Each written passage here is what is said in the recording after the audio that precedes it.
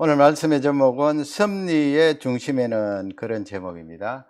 하나님 섭리의 중심에 가장 핵심 주제가 무엇인가 그 내용이 되겠습니다. 일곱이라는 숫자가 요한계시록에 계속해서 등장하고 있는데요. 오늘도 일곱이라는 숫자가 등장하는데 요한계시록 앞쪽에 보면은 그 일곱 인봉 여러분 잘 아시죠? 일곱 인봉, 일곱 두루마리가 있는데 거기에 봉하여져서 도장을 찍은 일곱 인봉, 예수님께서 떼시죠. 그 다음에 일곱 나팔이 있습니다. 일곱 나팔의 재앙. 그 다음에 이 요한계시록 15장부터는 일곱 대접이 나오는데요. 오늘 요한계시록 15장은 일곱 대접의 서막입니다. 서막, 서론 깨게 되겠고요. 또 준비 그렇게 할 수도 있겠습니다. 그 내용이 1절에 나와 있어요. 일곱 대접 재앙, 대접 심판의 준비 서막이다. 1절을 다 같이 읽겠습니다. 또 하늘에 크고 이상한 다른 이적을 보매 일곱 천사가 일곱 재앙을 가졌으니 곧 마지막 재앙이라. 하나님의 진노가 이것으로 마치리로다. 아멘. 거기 뭐 일곱 재앙, 일곱 천사가 나오는데요. 대접이라는 말은 1절에서 나오지 않습니다만은 이 뒷부분으로 갈수록 이제 구체적으로 대접, 일곱 천사가 일곱 대접, 일곱 심판이 되겠죠. 지금 1절 말씀에 보면은 일곱 재앙을 가졌으니 곧 마지막 재앙이라 그렇게 되어 있습니다. 앞쪽에 살펴본 대로 일곱 인봉, 일곱 나팔, 일곱 대접 이렇게 되는데, 이것이 뭐 일곱 인봉이 제일 처음에 있고 역사적인 순서에 따라 일곱 나팔이 그 다음에 오고 일곱 대접이 마지막에 온다 그런 의미는 아니에요. 이 일곱 대접이 더 이 심판의 재앙의 강도가 강력하고 뒷부분에 대해서 설명을 하는데, 뒷부분이라는 것은 예수님 재림하실 그 무렵을 말씀하고 있습니다. 그러나 이것이 점진적이지만은 또 반복적이다. 예수님 초림부터 재림까지 반복적이다 하는 것을 알 수 있고요. 틀림없는 것은 예수님 재림하실 때가 되면 더 강하고 그 재앙이 두드러지게 나타난다 하는 것을 알 수가 있습니다. 뒷부분에 보면은 1절 뒷부분 진노가 이것으로 마치리로다 그렇게 되어 있죠. 여기 마친다는 말씀은 끝나는 의미보다는 완성의 의미가 있습니다. 이것으로 하나님의 심판이 완성된다. 완성된다 할 때 심판으로 하나님의 섭리가 완성되는 것이 아니죠. 반드시 여러분 우리가 무엇을 기억해야 됩니까? 구원, 구속을 하나님께서 염두에 두고 완성시키는 거죠. 구원과 구속을 완성시키면서 또 복음 바깥에 있는 자들을 심판하는, 완성시키는 그 의미를 말씀하고 있습니다. 지금 요한 사도가 지금 앞쪽에 보세요. 하늘에 크고 이상한 다른 이적으로 그렇게 되어 있는데, 우리 번역에 이적으로 되어 있습니다만은 사인입니다. 표적이라는 것은 이 일을 통하여, 이 기적을 통하여 하나님께서 하실 섭리를 드러낸다는 거죠. 그 섭리의 중심은 표적, 바로 구원입니다. 구속입니다. 오늘 여러분 말씀의 제목, 그 하나님의 섭리의 중심축에는 구속이 있다 하는 것을 알 수가 있어요. 구원입니다. 바로 그것을 표적을 보매 사도 요한이 그렇게 기록했고, 이 하나님의 진노의 이 재앙이 마지막으로 내려짐으로 그 구원이 완성된다 하는 것을 1절 말씀을 통하여 설명하고 있어요. 그래서 이 1절은 일곱 대접의 그런 서막이다 그렇게 볼 수가 있는데, 하나님께서 심판하시고 또 재앙을 내리실 때 앞쪽에도 살펴본 대로 틀림없이 회개하고 돌아오라는 메시지가 있다고 했습니다. 끝까지 우리 하나님께서 심판의 강도가, 재앙의 강도가 강해질수록 그 섭리를 담고 있고요. 또 그 섭리 속에 그 핵심을 보면은 하나님 백성들을 구속하시는 그쪽으로 점점 완성시키는 그 모습으로 그쪽으로 몰아가시는 것을 볼 수가 있습니다. 그래서 첫 번째 살펴볼 것은 15장을 통하여 구속입니다. 구속. 계속 여러분 지금까지 살펴본 대로 이 구원 구속이 강조되고 있잖아요. 얼마나 귀한 말씀입니까? 2절 길지만은 우리 다 같이 읽도록 하겠습니다. 또 내가 보니 불이 섞인 유리바다 같은 것이 있고 짐승과 그의 우상과 그의 이름의 수를 이기고 벗어난 자들이 유리바닷가에 서서 하나님의 검은고를 가지고. 아멘. 지금 2절 이 내용을 보면은 구속이잖아요. 구원. 7 대접의 서막에서 구원 구속받은 자들에 대해서 설명하고 있는데 유리바다가 2번 나오잖아요. 유리바다. 그래서 뭐 요한계시록을 읽으시는 분들이 문자적으로 그냥 천국에는 유리바다가 있다. 지금 보시면 앞쪽에 보시면 불이 섞인 유리바다 같은 것이 있고 그랬어요. 같은 것이 있고. 유리바다가 아니고 유리바다 같은 것이 있고 문학적인 표현이고 또 사도 요한이 그 광경을 언어적으로 표현할 때 같은 것이 있고 그랬는데 그만큼 청결하고 또 순수하고 빛난다는 그런 의미가 있겠죠. 불이 섞인 유리바다라고 그랬어요. 불이 섞인 유리바다다. 바다는 바다인데 유리 같고 불이 섞여 있다. 여기서 말하는 불이 무엇일까요?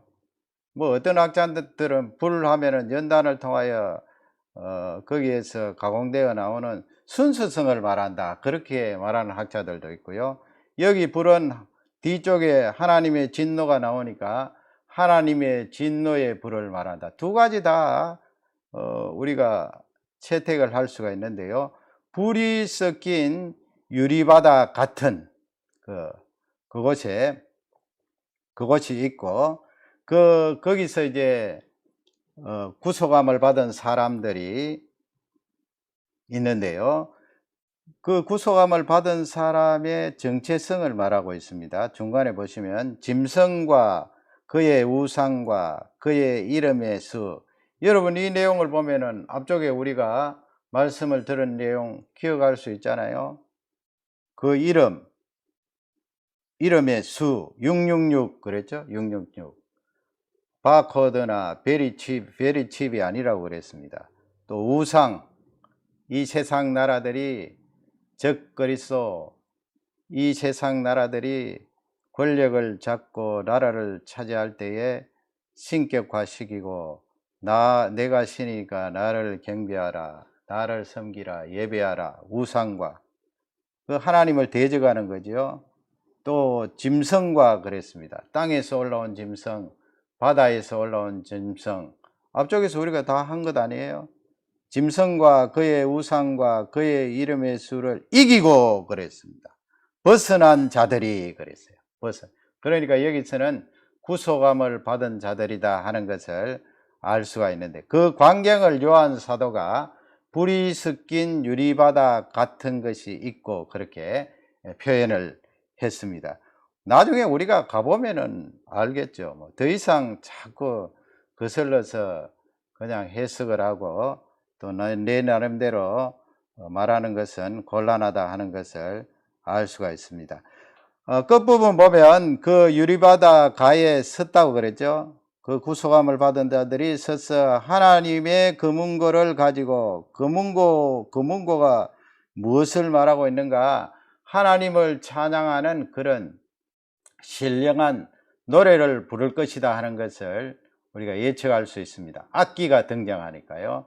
그래서 하나님 섭리의 중심축은 구속이다 하는 것을 우리에게 1절에서 2절에서 알려주고 있습니다. 두 번째, 그러면 그 중심이 무엇인가? 구속의 중심이 무엇인가 하는 것을 우리에게 말씀하고 있습니다. 구속의 중심은 3절 상반절 보면 알 수가 있습니다. 3절 상반절 보면 하나님의 종 모세의 노래, 어린 양의 노래를 불러 그랬습니다. 앞쪽에 금은고가 등장하고요. 악기를 동원해서 하나님을 노래한다 하는 것을 요한 사도가 표현을 했어요. 거기 보면 우리 3절 상반절 한번 읽어볼까요? 하나님의 종 모세의 노래, 어린 양의 노래를 불러. 이게 무슨 말씀이에요? 하나님의 종 모세의 노래. 천상에서 모세가 등장하네요. 모세의 노래. 그 다음에 어린 양의 노래. 모세의 노래가 또 앞쪽에 나옵니다. 왜 요한계시록 15장에서 유리바다 가에 서 있는 구속함을 받은 자들이 모세의 노래를 왜 부릅니까? 어린 양의 노래는 우리가 어느 정도 이해할 수가 있겠죠. 그런데 왜 거기에 모세의 노래가 들어갔습니까? 구약성경 출애굽기 15장 2절에 보면요. 여러분 출애굽기 15장, 요한계시록 15장 암송하기가 좋죠? 외우기가 좋습니다. 15장 2절에 보면 다 같이 읽겠습니다. 여호와는 나의 힘이시요 노래시며 나의 구원이시로다. 그는 나의 하나님이시니 내가 그를 찬송할 것이요 내 아버지의 하나님이시니 내가 그를 높이리로다. 아멘. 미리암과 함께 이스라엘 백성들이 하나님을 찬양하고 시로 지어서 이렇게 노래 부르는 내용이 성경에 기록되어 있어요. 여호와는 나의 힘이시요 노래시며 나의 구원이시로다 그렇게 했는데, 지금 이 출애굽기 15장은 배경이 어떻게 됩니까? 어떤 사건 뒤에 이 노래를 부릅니까? 출애굽기 14장에 보면은 여러분 잘 아시는 홍해 바다 도하라, 건너는 강이 아니고요, 바다를 바다를 건너는 그런 귀한 기적을 체험하게 되죠. 그래서 이스라엘 백성들이 다 건너고 나서 또 뒤따라오던 이집트 군사들은 그 속에 다 수장이 되고 하나님의 구원을 체험한 이스라엘 백성들이 무엇을 합니까? 노래를 불러요. 그 노래가 바로 출애굽기 15장에 그대로 기록되어 있습니다. 여호와는 나의 힘이시요 노래십니다. 나의 구원이십니다. 그는 나의 하나님이십니다. 여러분, 우리가 기도할 때도 이런 하나님을 향하여서 내 마음에서 우러나오는 이런 말씀을 그대로 우리가 하나님 앞에 드릴 수가 있어요. 그는 나의 하나님이십니다. 하나님은 나의 하나님이십니다. 내가 그를 찬송할 것입니다. 내 아버지의 하나님이십니다. 내가 하나님을 높이겠습니다. 그렇게 하나님을 향하여서 노래를 부르는데, 이 노래를 모세의 노래라고 그래요. 핵심은 이집트 땅에서 종살이 했던 이스라엘 백성들이 하나님의 건져주심으로 말미암아 구속함을 받고, 특히 이집트 땅에서 종살이 했던 그들이 홍해바다를 지났잖아요. 하나님의 기적으로 구원함을 받았잖아요. 구속을 받았잖아요. 그러니 하나님을 노래하지 않을 수가 없습니다. 온 이스라엘 백성들이 하나님을 향하여서 노래하는데, 이 노래를 모세의 노래라 그래요. 모세의 노래. 조금 더 보면은 13절에도 보세요. 지금 구약시대의 이스라엘 백성들이 얼마나 깊이 하나님을 노래하는지 13절 다 같이 읽겠습니다.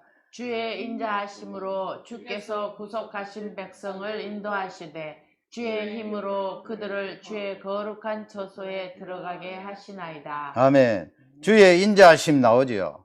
요한계시록 맥락하고 똑같다고요. 주께서 구속하신 백성들 나오지요. 그 다음에 인도하신다 나오지요. 그 다음에 하나님의 힘으로, 주의 힘으로 그들 하나님의 백성을 주의 거룩한 처소에 들어가게 하시나이다. 이 고백이 구약 성경 지금부터 3500년 전에 고백되어지고, 그 뒤에 또 1500년 뒤에 요한 사도가 기록한 그 내용과 같습니다. 맥락이 다르지 않습니다. 한 성령 하나님께서 하나님의 백성들이 구원함을 받고 노래했을 때 같은 맥락의 말씀을 하고요, 또 예수 그리스도로 구속함을 받은 지금 우리들도 3500년 뒤에 출애굽기 15장 13절 이 말씀을 그대로 동일한 맥락으로 고백을 하고 있습니다. 모세의 노래라고 합니다. 이것을 이 모세의 노래가 옛날의 노래가 아니고 지금 예수 그리스도로 구원함을 받은 우리들의 노래입니다. 아멘. 똑같습니다. 그러니까 요한 사도가 성령의 감동으로 모세의 노래 그랬어요. 그 다음에 또 어린 양의 노래 그렇게 또 우리에게 알려주잖아요. 그 모세의 노래의 색깔이 뭔가 그것을 말하고 있어요. 모세의 노래가 옛날에 불렀던 노래가 아니고 지금 내가 부르는 노래다. 그 구체적으로 설명하면 그 노래가 바로 어린 양의 노래다. 그게 성경에 어디 있습니까? 출애굽기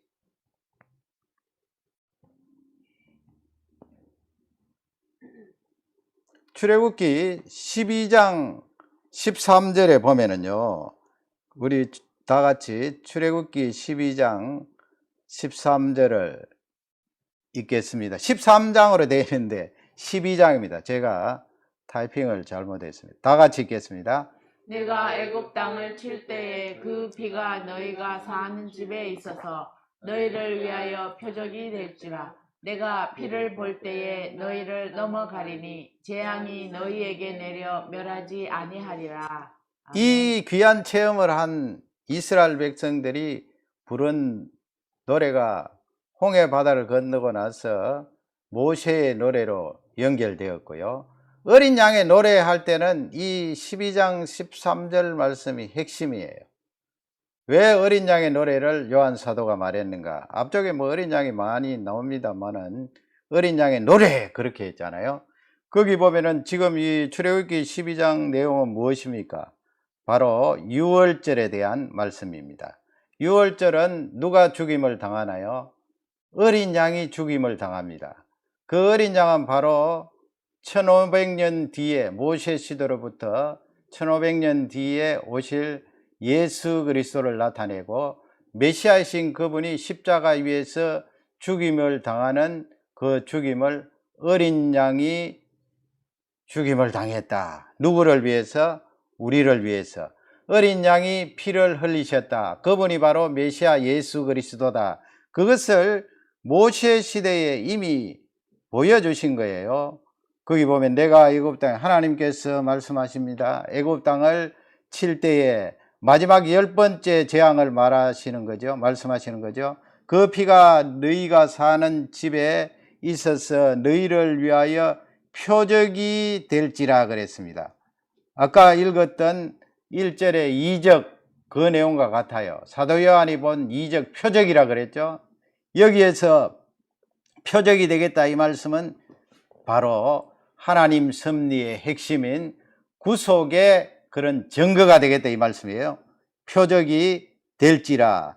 내가 피를 볼 때에, 여기 피가 뭐예요? 어린 양의 피예요. 어린 양의 피를 볼 때에 너희를 넘어가리니, 패스 오버 한다는 거죠. 너희들 넘어가리니. 이집트 땅에 이 여호와께서 보내신 사자가 다 치잖아요. 첫 번째 난 남자, 또 짐승의 초태생 다 치잖아요. 칠 때 이스라엘 백성들 문설주 문에는 이 피를 발랐잖아요. 어린 양의 피를 발라서 그 피를 하나님께서 보실 때에 재앙이 너희에게 내려 멸하지 아니하리라 그랬습니다.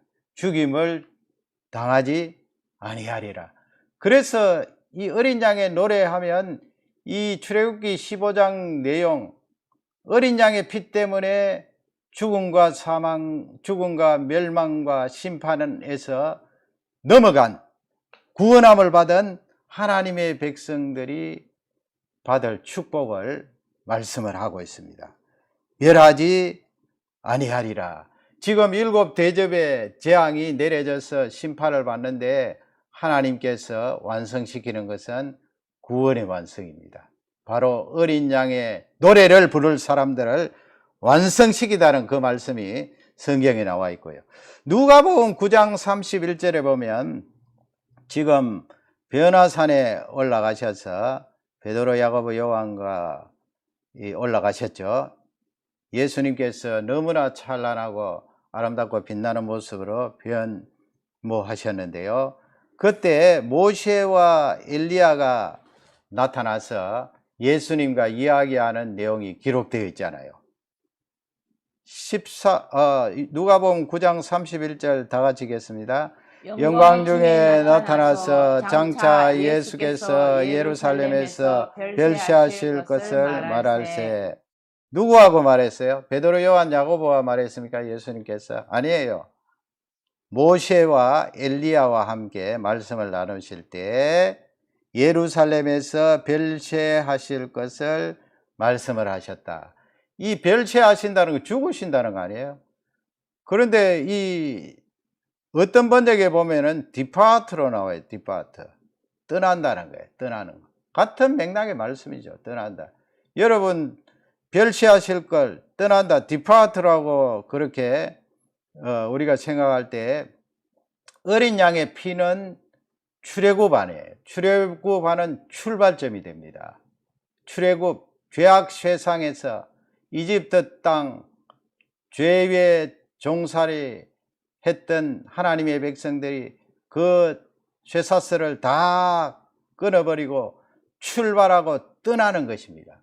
우리가 예수 그리스도를 통하여 하나님의 백성이 되는 것은 이 세상의 모든 죄악과 사단의 종살이에서 떠나는 거예요.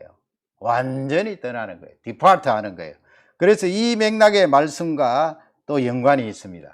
그러므로 어린 양의 노래하는 것은 모세의 노래와 연관이 있고, 이 모세의 노래와 어린 양의 노래는 예수 그리스도로 말미암아 구속함을 받은 우리가 부를 노래다 하는 것을 성경은 잘 알려주고 있습니다. 이번 한 주간도 어린 양의 노래를 부르면서 미리암과 이스라엘 백성들이 노래했던 출애굽기 15장 그 맥락의 말씀들을 마음껏 하나님 앞에 노래하시기를 주님의 이름으로 축원합니다. 아멘. 마지막 세 번째는 하나님의 섭리가 그렇게 구속으로 가장 핵심적인 수레바퀴가 돌아가고 있고, 그 구속의 근거는 어린 양의 노래다.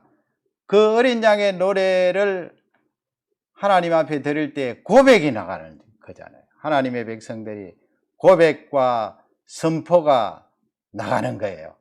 여러분, 우리가 신앙생활 할 때 이 고백과 선포가 얼마나 중요합니까? 가만히 속으로 생각하지 마시고요. 자꾸 입술로 고백을 하세요.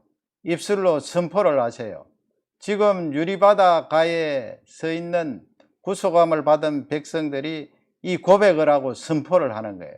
얼마나 중요한 말씀이에요. 고백과 선포를 살펴보겠습니다. 3절 하반절 보면 유리바다 가에 서 있는 구속함을 받은 우리가 이르되 주 하나님 곧, 지금 보세요. 지금 하나님에 대해서 어떻게 고백합니까? 전능하신 분이십니다. 하나님은 전능하신 분입니다. 여러분, 하나님 전능하신 분인 줄 고백합니까? 마음으로 생각만 하고 있습니까? 입술로 고백하고 행동으로 옮기세요. 전능하신 하나님이십니다. 하시는 일이 크고 놀랍습니다. 얼마나 크고 놀라워요.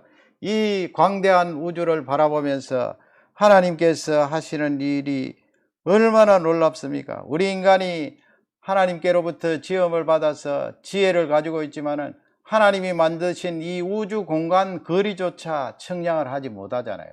우리 하나님은 그토록 놀랍고 크신 분입니다. 그 다음에 또 지금 요한계시록 15장에 나오는 어린 양의 노래를 부르는 그 고백입니다. 만국의 왕이시며 이 지구에 사는 지구촌에 있는 수없이 많은 지도자들이 있지만은 그들이 왕이 아니고 그들의 왕은 하나님이십니다. 그렇게 고백합니다. 이 땅을 다스리고 또 통치하는 많은 사람들이 이 고백을 하면 얼마나 좋을까요? 내가 이 나라를 다스리지만은 진짜 왕은 하나님이십니다. 높은 자리에 올라가면 잘 되지 않겠죠. 끝부분 보면 주의 길이 의롭고 참되시도다. 이 말씀이 얼마나 귀해요. 주의 길이, 하나님이 우리를 인도하시는 그 길, 보살피는 그 길이 의롭다고 했습니다. 거기에 술수가 없어요. 어두운 것이 없어요. 거짓이 없어요. 하나님께서 제시하고 나타내신 그 길은 의롭습니다. 의로우니까 우리가 안심하고 맡기고 따라갈 수가 있는 거예요.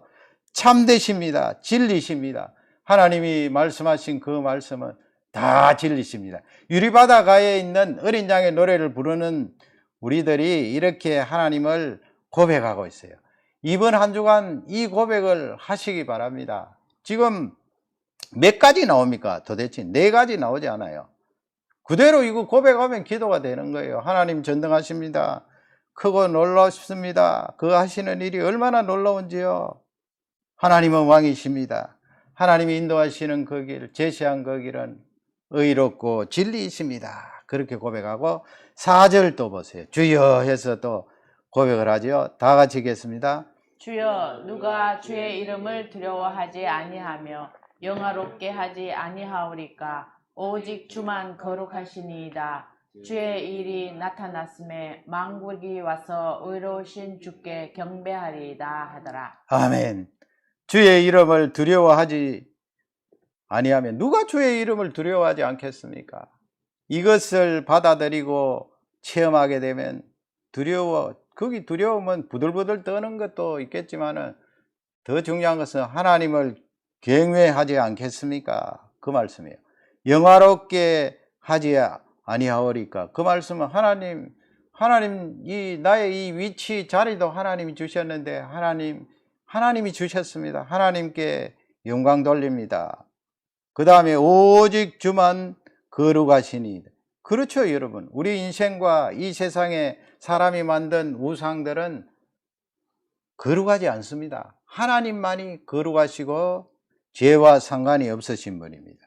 주의 일이 나타났음에 만국이 와서 또 의로우신, 또 나옵니다. 의로우신 하나님께 경배하리이다. 그렇게 고백을 합니다.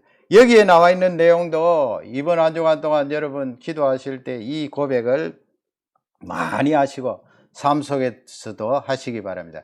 그래서 시편 기록자는 성령의 감동으로 그 삶이 뒷받침되어 있겠죠. 시편 18편 1절에 보면은요, 나의 힘이신 여호와여, 우리 다 같이 한번 읽겠습니다. 나의 힘이신 여호와여, 내가 주를 사랑하나이다. 여러분, 이 고백을 하면서 고백 말미에는 항상 이렇게 내 마음을 하나님께 전달을 해야 됩니다. 어떻게 고백을 합니까? 표현을 합니까? 내가 주를 사랑하나이다. 그렇게 이 시편 기록자처럼 고백하라는 거예요. 장차 유리바다가에 그 하나님이 완성시킨 그 구원의 현장에 우리가 들어갈 텐데 지금부터 고백을 해야 되겠죠. 내가 예수님을 사랑합니다. 내가 하나님 아버지를 사랑합니다. 그렇게 사랑합니다. 고백을 하고요. 또 시편 16편 2절에 보면은요, 그런 말씀이 있어요. 다 같이 읽겠습니다. 내가 여호와께 아뢰되 주는 나의 주님이시요 주 밖에는 나의 복이 없나이다. 아멘. 주 밖에는 beyond you, 주 밖에는 나의 복이 없나이다. 우리 번역이 참 잘 된 것 같아요. 하나님 밖에는 나의 복이 없습니다. 하나님이 나에게 최고의 복입니다. 그렇게 하나님을 고백하고 높이라는 거예요.